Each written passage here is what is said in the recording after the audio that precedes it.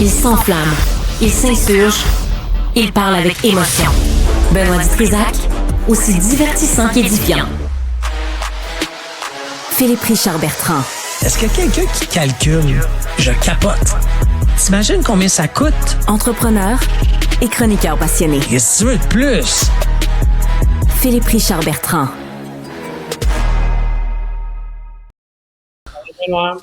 Bon, alors, tu veux nous parler de... c'est quoi, les reprises hypothécaires? Oui, en fait, il y a une augmentation fantasmagorique, là, puis c'est pas dans le bon sens. Fantasmagorique, wow! Oui, tu vois, hein, des beaux mots, hein? Ça m'impressionne, ça.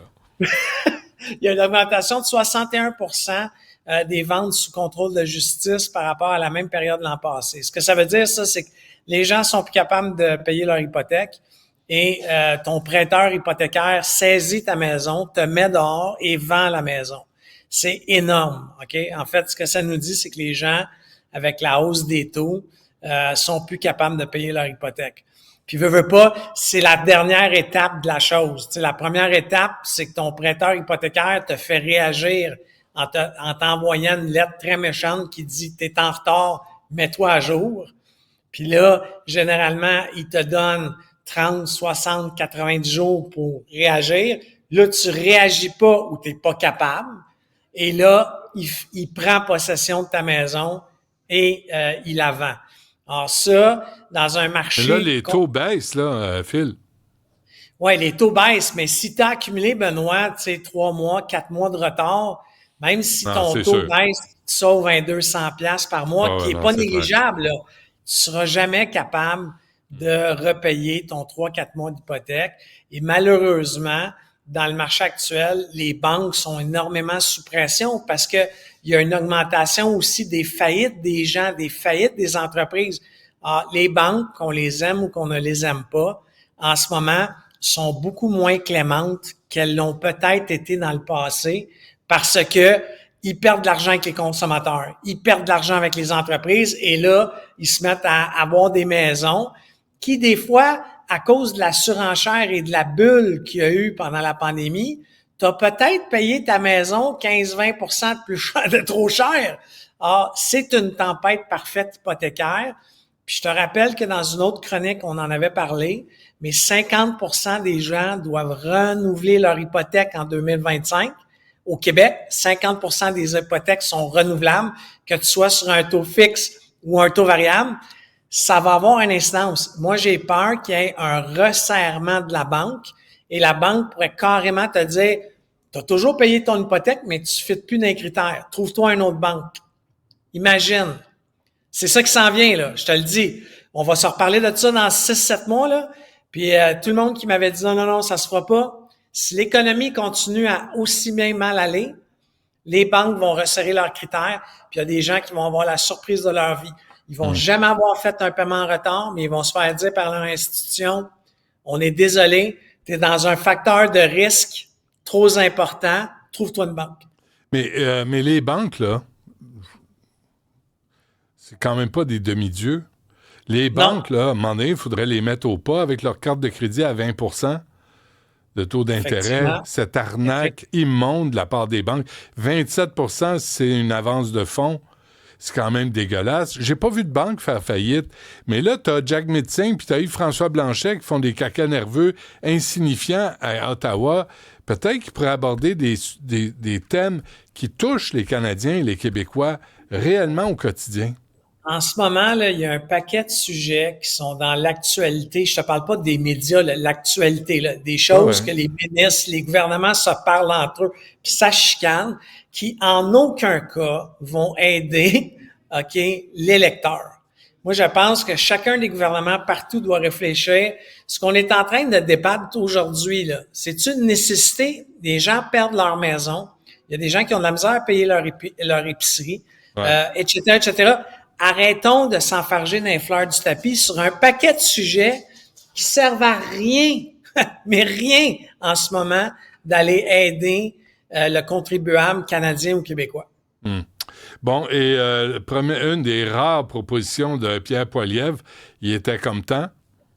Oui, en fait, là, je veux pas donner mon parti pris, mais c'est pas mon politicien préféré pour plein de raisons, mais son idée n'est pas mauvaise, OK? L'idée d'abolir complètement la TPS sur les résidences neuves en haut d'1 million de dollars, en bas. OK?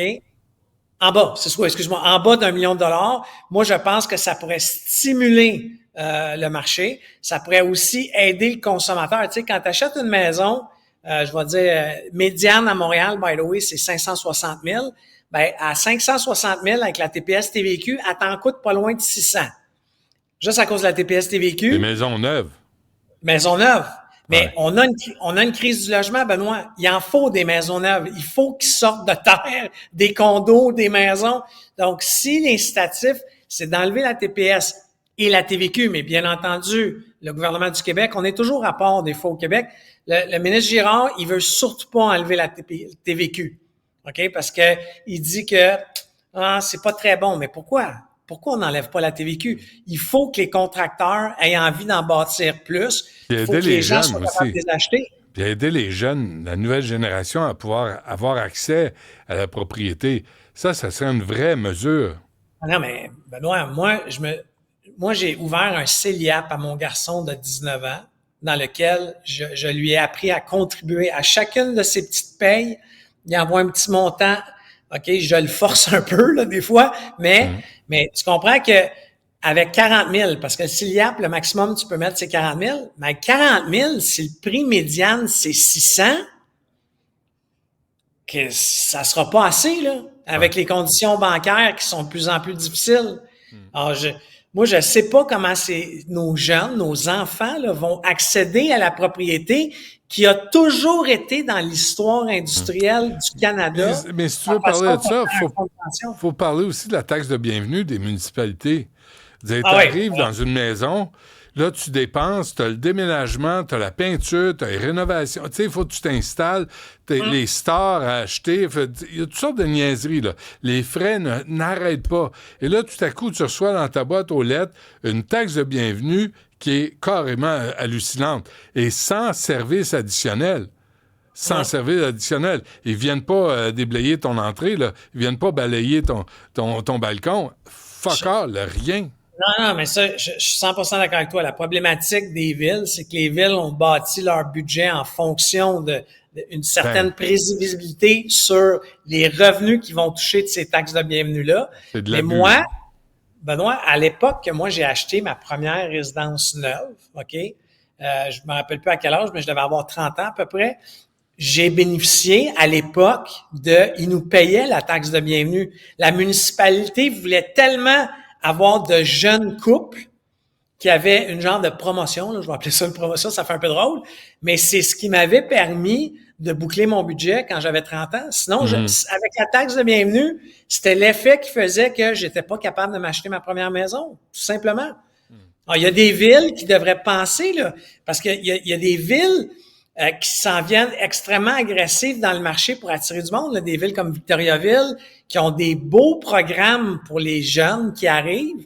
Ben, je pense que avec tous ceux qui sortent de Montréal, je sais pas si toi, un matin, ça a été le trafic, là, mais moi, là, on dirait que les arrondissements se parlent pas. Un détour t'amène dans un autre détour d'un autre arrondissement dans lequel il y a un détour.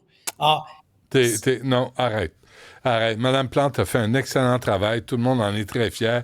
Et les militants veulent continuer dans la même voie. La voie fermée, la voie bloquée, mais la même voie pareil. Fait que c'est pas fini. Moi, je pense que Luc Ferrandez va retourner en politique municipale. Je pense qu'il va se présenter à la mairie pour accomplir le travail, pour l'œuvre, compléter l'œuvre. Je vais me garder une petite gêne. Je pensais que tu allais embarquer là-dedans. Non, écoute. Pour nuire. Non, mais encore une fois, je pense que je suis d'accord qu'il faut du transport commun, il faut des voies cyclables, mais pas au détriment des automobilistes. Ça peut tout cohabiter dans certains pays très industrialisés, dont la Hollande. Ça cohabite. Mais pas sur les artères principales où tu enlèves l'espace. On le sait, tout le monde le sait, sauf les plantes et ses sbires. Tu as vu en Ontario, Doug Ford a mis une loi, on n'a pas le droit d'enlever une voie routière pour mettre une piste cyclable.